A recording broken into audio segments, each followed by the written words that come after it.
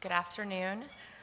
Thank you for having me and letting me speak for the second time at this conference.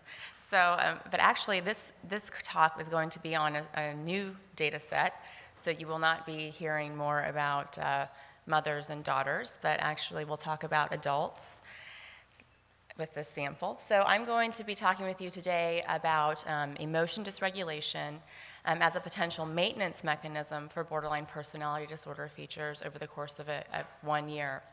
And it's very consistent with a lot of the talks we've heard over the weekend about the central role of emotion dysregulation or affective instability in this disorder. And I think as we go through, you'll see ties to a lot of the other things we've discussed so far. So I first want to start off with how I'm conceptualizing emotion dysregulation for the purposes of this study. There are several different ways people think about emotion dysregulation.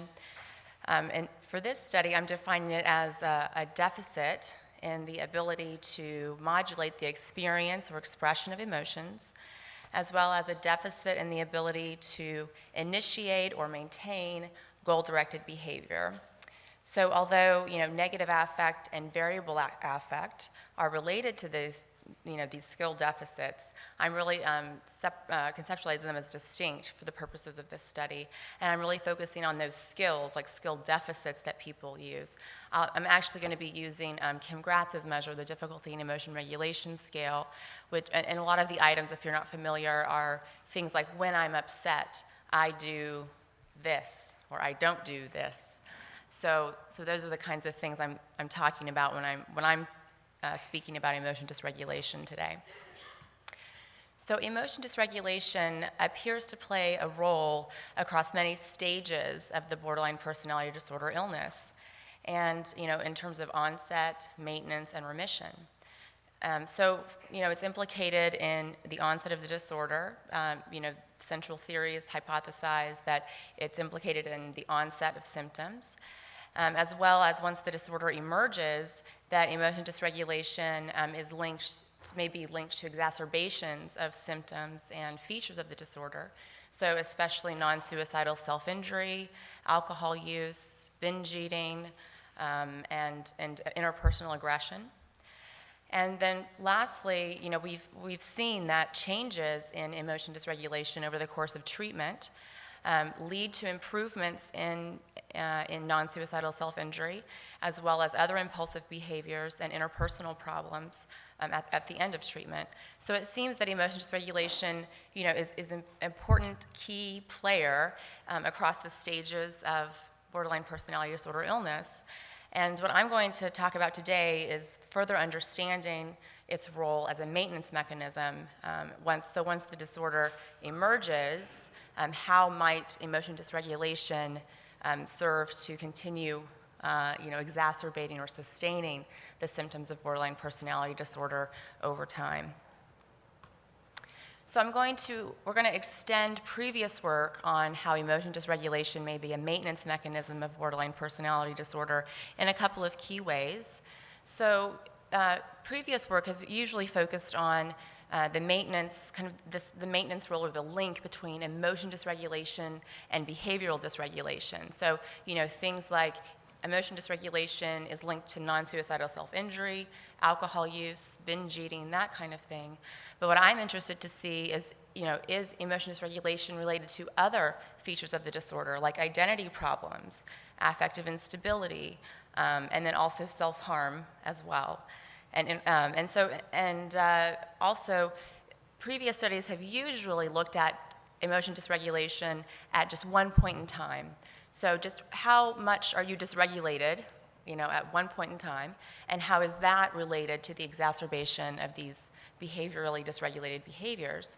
But I wanted to examine whether within individual changes in emotion dysregulation across a year would be predictive and maintain BPD features over that period of time. And I think this would have important implications for assessment. If you're a clinician, assessment or just sort of understanding how people are getting worse or better over time. It might not be enough just to assess people one time to see how they're going to be doing, but actually to assess them repeatedly, multiply over time. And then previous studies have usually examined the role of emotion dysregulation just in isolation. So it could be that there are other, maintenance factors that are related to both emotion dysregulation and borderline personality disorder. And I'm going to be specifically looking at interpersonal conflict because we are thinking about impulsive aggression as another kind of endophenotype or potential endophenotype for the disorder. I thought this might be a good kind of competing mechanism, if you will, to examine in the context of emotion dysregulation to see if after including this other mechanism, do we still see these changes or this relationship between emotion dysregulation and borderline personality disorder features over time. So here are the current study goals. So for this study, I wanted to see, within individual changes in emotion dysregulation and interpersonal conflict look like over the course of 12 months. And then to see how does BPD symptom severity at baseline predict those within individual changes. So, how individuals start off in emotion dysregulation at the beginning of the year, and then how they change over that year. Do they increase, decrease, kind of stay the same? And then next, I wanted to see how these changes, these within individual changes in emotion dysregulation specifically, were predictive or related to BPD features at 12 months. So I looked at affective instability, identity problems, negative relationships, and self-harm, which you'll remember we kind of from Carla Sharp's talk, I think yesterday, talking about these different ways we conceptualize the features of BPD. This is one of those ways that there are these 4 legs that this disorder stands on. And then lastly, I wanted to examine whether these within individual changes in emotion dysregulation maintained the relationship between BPD symptom severity at baseline and these BPD features at the 12-month follow-up. And if so, that would suggest that these processes are maintaining these symptoms across time. So we used a mixed clinic and community sample of 150 participants. These are adults. We oversampled for BPD symptoms. You'll see, though, that our sample still contained mostly individuals endorsing very low levels of BPD symptoms. So about 2/3 of our sample had 0 to 2 BPD criteria at screening, and then about 1/3 had 3 or more BPD criteria. The mean age for the sample is a little bit older than the participants we've seen in most of the studies presented so far. They're about 45. The majority were female and Caucasian or African American. So the procedures for this study included, after the screening, participants came in at baseline, and then they came in every 3 months for 1 year. And so at baseline, we administered the structured interview for diagnosing personality disorders. We used the sum of the 9 DSM-4 BPD criteria as our measure of BPD symptom severity. And then at that baseline assessment, we also administered the HAM-D as a measure of depression and the anger rumination scale as a measure of anger rumination. And we use those 2 variables as covariates to control for mood problems that also might be related to BPD and emotion dysregulation across time. I'm not going to be showing you these covariates because I feel like they're distracting and they don't really tell my story, but they're there in the background just to let you know. And there's also we control for other demographic variables like recruitment site, whether or not they were community or clinical community or clinical referral. And we also controlled for things like age, sex, and race. And then at every assessment period, participants completed the difficulties in emotion regulation scale, and we just used the total score for our indicator of emotion dysregulation. And then they also completed the conflict tactics scale to assess interpersonal conflict at every single time point. And then lastly, at the 12-month follow-up period, participants completed the personality assessment inventory borderline features scale, which contains 4 subscales to assess the 4 features of borderline personality disorder. So we have affective instability, identity problems, negative relationships, and self-harm. And I'll just note that self-harm is really a broader, it doesn't just assess self-injury, but it's broader to assess impulsive behaviors more generally. And BPD symptom severity at baseline and these 4 BPD features were moderately to maybe strongly correlated across that year period. So to examine the questions of interest, I used a latent growth curve models because I wanted to understand with an individual change in these processes, in emotion dysregulation specifically across this year period. And so to do this, I used M+, and I used a robust maximum likelihood estimator.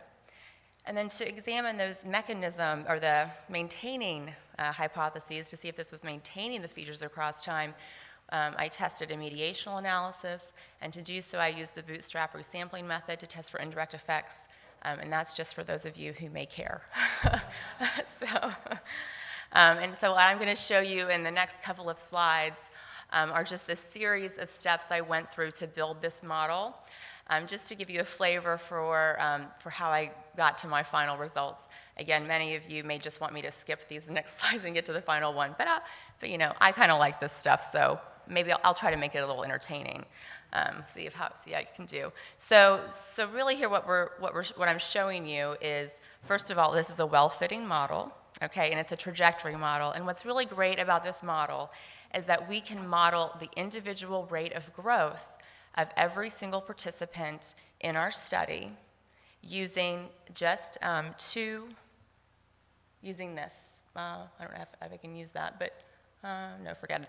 Using the intercept circle and the slope circle, I can model individual variability. Each person has their own trajectory of emotion dysregulation across this year, and those 2 factors really just summarize the overall level of where people kind of start in their emotion dysregulation trajectory, and then kind of how they change over time. And so we have the intercept that represents the overall level, and then we have the emotion dysregulation slope, which represents the mean of that value, represents the overall rate of change. So in my sample, I can understand overall how much were people changing, and then there are also these really great things called variance parameters that are around that mean that tell me how much variability there is in that rate of change as well as in that overall level. So it gives me a really good sense of how much variability there is in the trajectories across time in my sample.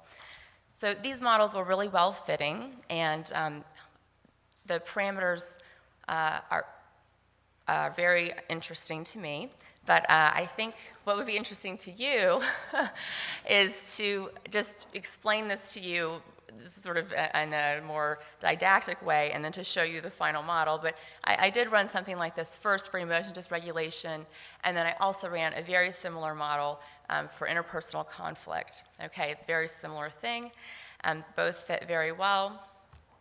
So then I'm going to move on to the next step, which is to test both emotion dysregulation and interpersonal conflict simultaneously.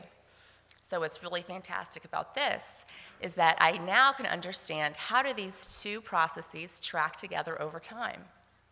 And so now, you know, I'm just showing you now those circles, which are those like the big factors that I'm interested in that tell you, can describe trajectories of individuals and how they change across time. So these are just the paths of interest. So this, you know, some of these lines just are the slings are just correlations. So, you know, how much does the intercept or the overall level of emotion dysregulation correlate with the overall level of interpersonal conflict? And then how much does the emotion dysregulation rate of change correlate with the overall rate of change in interpersonal conflict? That's pretty exciting, right? So, but in this model, what was significant was the overall level. So the overall level of the emotion dysregulation was correlated, moderately correlated with the overall level of interpersonal conflict, suggesting that individuals who have high levels of emotion dysregulation also have pretty high levels of interpersonal conflict. Okay? You got it, right? That's no big deal. Okay, so the last thing is the final model. And again, I'm leaving out things that aren't interesting or important to you. These are just the paths of interest. And this is the final model. So what you'll see is those parallel processes still modeled together. And then we have what I'm interested in to see is how does borderline personality disorder severity at baseline predict these within individual processes across time, and then how do those processes predict BPD features at 12-month outcomes. So just for ease of presentation first, I'm going to focus on the relationship between borderline personality disorder severity at intake and how those are related to change within individual change in emotion dysregulation and interpersonal conflict over that 12-month period. So you'll see here that borderline personality disorder severity at baseline was predictive of overall level of emotion dysregulation, but also predictive of a faster rate of change or growth or increase in emotion dysregulation over that year period. And that's even in the context of this very plausible mechanism of interpersonal conflict as well. So here we see some specificity for the relationship between borderline personality disorder severity and emotion dysregulation changes across time. And so the next piece of information we'll talk about are how these factors relate to BPD features at the 12-month period. And because it would be too messy to show you on this slide, I'm actually going to show you on the next slide with a table, which is much easier to see. So at the top of the table are the dependent variables, are our 12-month outcomes of borderline personality disorder features of affective instability, identity problems, negative relationships, and self-harm. And then on our left side here are the predictors of interest. And we're just going to focus on the emotion dysregulation and interpersonal conflict results. So you'll see here that there was a pretty strong and consistent pattern of results demonstrating that the overall level of emotion dysregulation at baseline was predictive of all of these 4 features at 12-month follow-up, as well as the rate of change, so increases in emotion dysregulation across this year period were also predictive or associated with affective instability, identity problems, negative relationships, and self-harm at the 12-month follow-up period. So that's suggesting that as individuals go through their, if they get worse over time, increasing their problems with emotion dysregulation are also going to be related to this broad range of borderline personality disorder features. You can see here that the relationship with interpersonal conflict was only there for the overall level, predicting negative relationships and self-harm at 12 months. So then for indirect effects, just real quickly, what this means is that borderline personality disorder severity at baseline predicted the overall level of emotion dysregulation at 6 months, actually. I forgot to mention that I centered these at 6 months, but I don't think many of you care. But anyway, so at 6 months, and then that in turn predicted identity disturbance at the 12-month follow-up period. Okay? So we see this indirect effect, which is really exciting because that's suggesting that the overall level is maintaining this particular feature. And we see a similar pattern for affective instability, that emotion dysregulation is mediating the relationship between borderline personality disorder severity at intake and affective instability at 12-month follow-up. Okay, so conclusions.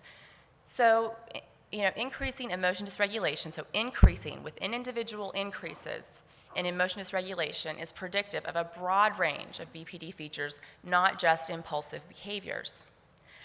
And higher levels of emotion dysregulation maintain affective instability and identity problems, which I made sure that there was an overlap between my affective instability items from the PI BOR and the DERS, which is why I made that point in the beginning about how I demarcated those two constructs. And then also that the associations between BPD and emotion dysregulation, they hold, and we see this pattern in this pathway even in the context of interpersonal conflict, which there may be a better measure for interpersonal aggression to tap that particular possible endophenotype. That was just the best one that I had to tap interpersonal aggression. And so some future directions for this work, is I'm really interested to see how emotion dysregulation may change, actually, those changes within individual changes may affect BPD diagnosis and BPD symptoms. So I didn't have a clinical interview at the 12-month follow-up, but in our current protocol, we've introduced a change interview at the 12-month period so that I can do just that with an interview measure. And that, emotion regulation, I'm also interested to see which specific emotion regulation strategies predict stages of illness. So, how does reflection, rumination, suppression, reappraisal, those kind of specific cognitive strategies, how are those related to people moving from onset to maintenance of the disorder to recovery and remission? How do those kind of strategies impact people moving across the stages of illness? And then I also think that this work highlights that emotion dysregulation is malleable, that it actually does change over time. It's not some static trait thing, which isn't too much of a surprise. But I think it would be very interesting to examine the short-term malleability of emotion dysregulation in a laboratory context and to see how those short-term changes affect changes in BPD-related behaviors or symptoms in the same moment, to do a nice kind of A-B design and come up with some kind of really powerful treatment that we know would really target that particular mechanism. I think that's where there's clinical value in doing that. And so I would just like to thank NIMH for their support of this work. So thank you for your attention.